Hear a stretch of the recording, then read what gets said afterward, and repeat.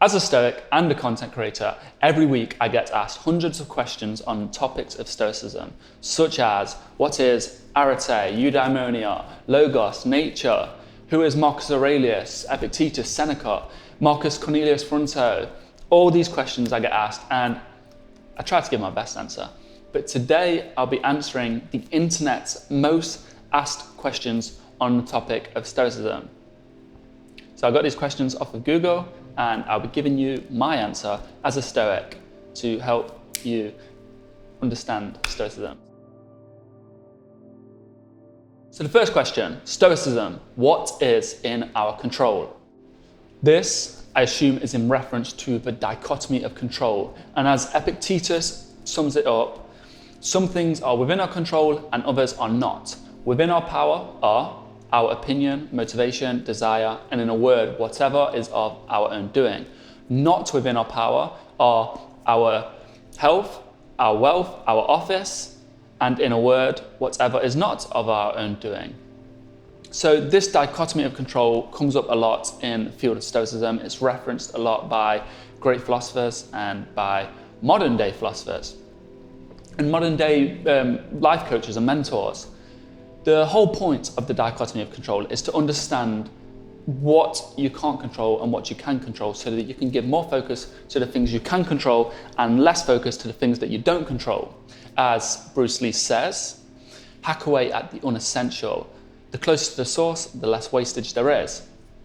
So this concept is that we oftentimes spend 80% or 90% of our mind, our directing mind, and our worries and our stress is focused on these things that we cannot control, like traffic, the weather, our football team losing, what someone says on social media. And these things can weigh us down. If we understand that these externals are out of our control, then we can let go of all that stress, all that baggage, and give all that focus on the things within our control, like our motivation, our opinion, our desire. We can give so much focus to these things and you'll realize how much potential you have. So what is in our control, what is out of our control was summed up with that Epictetus quote from the Discourses. Stoicism, what is virtue? Well, the four cardinal virtues of Stoicism, they derive from the teachings of Plato and they are as follows: wisdom, courage, temperance, and justice.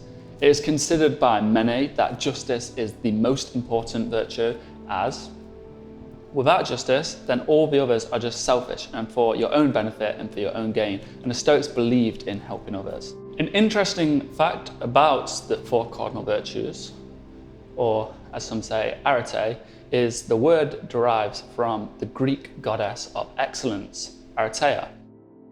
What is Stoicism toxic? A lot of people believe that Stoicism is toxic because it has been misrepresented in the media and it has been hijacked by certain groups on the internet that I won't discuss further. That people have taken certain ideas from Stoicism and they've exaggerated them, such as being emotionless. They've exaggerated this emotionless that people often mistake about Stoicism, and they've incorporated it into their teachings, and people believe that this is Stoicism. And this misconception does come from films where a character is stoic and they just don't care about anything. The best friend dies and they just don't care. Oh, he's very stoic. And that misconception comes from the actual word stoic, not the philosophy, stoicism, or for short, someone that follows Stoicism, a stoic, but that gets misinterpreted as stoic, the characteristic personality trait of someone who is stoic, and that definition is here. People often mistake the stoicism and the stoic character trait. So that's why people think it is toxic. People think that Stoics are emotionless. I think, from my studies, that Stoics are very in tune with their emotions, and Stoicism actually teaches you to be aware of your emotions.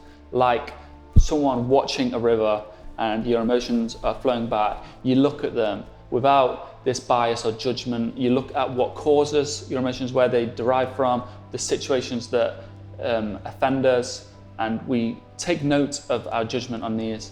Where does our judgment come from? What do these people really mean? Sometimes we can be biased due to our circumstances, our upbringing, or prejudice. We have to be aware of why we have these emotions, and that's what the Stoics teach.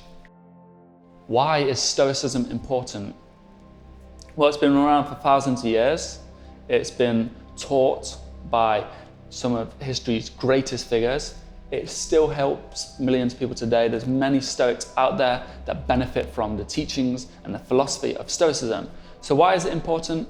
I think it is a perfect blueprint to live a good life and to be a good person and to help others.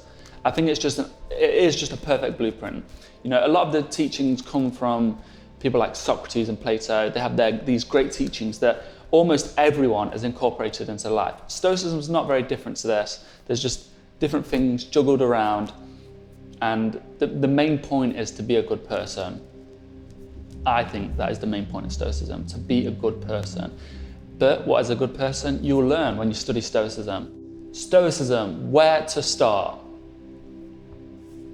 I think, personally for me, just my personal opinion on where to start on Stoicism. And I think this is where many people get it wrong. People decide to study into the history of Stoicism. Who is Zeno? Who is Chrysippus or Cleanthes, Epictetus, Aurelius, Seneca?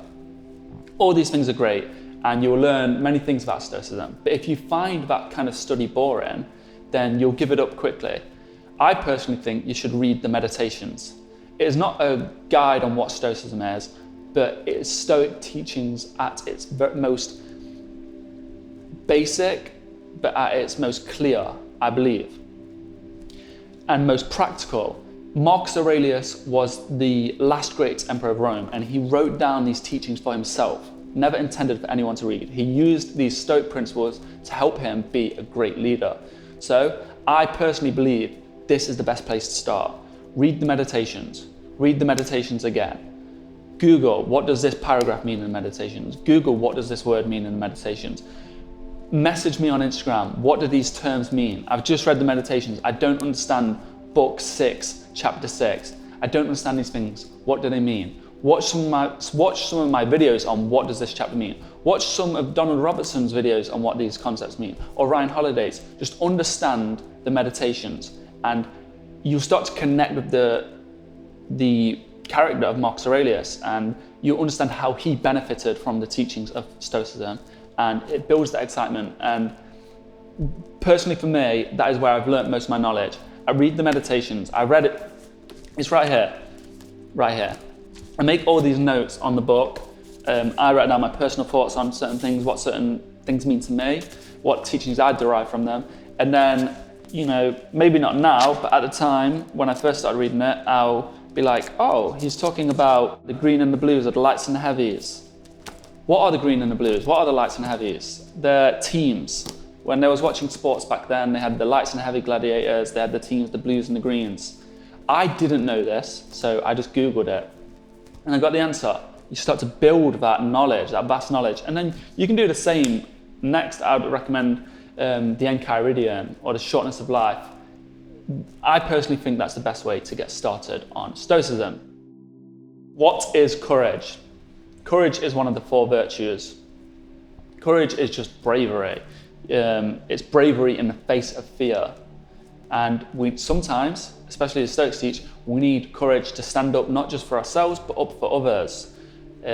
Courage is very important in life, as life can be scary. It can be very scary. Some people find it a lot scarier than others, but that courage can help you push through boundaries. It can help you get past people that are putting you down, people that are not very nice. It can help you stand up and make the world a better place. That's what courage is. Where did Stoicism come from?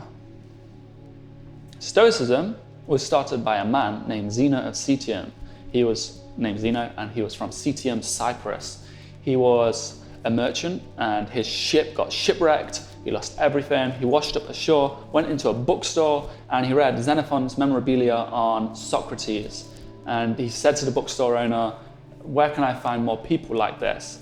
And then the book owner pointed him to a man named Crates, who then spoke to him, and he went to classes, learned about philosophies, and he decided to make this thing, his own philosophy, that he would teach to everyone, because philosophy was reserved for certain people, as it is today in many cases, like universities. If you can afford a university, if you can afford to pay for university, then you can learn about philosophy, whereas many people struggle to learn about these concepts. Zeno went out into the streets on the Stoic, which is the painted porch, and he taught his philosophy. It was originally called Zenonianism, and that name was dropped for Stoicism, because the Stoa Poikile, and the people that gathered there were called the Stoics, or the Stoa. So that is where Stoicism derived from. Zeno founded Stoicism.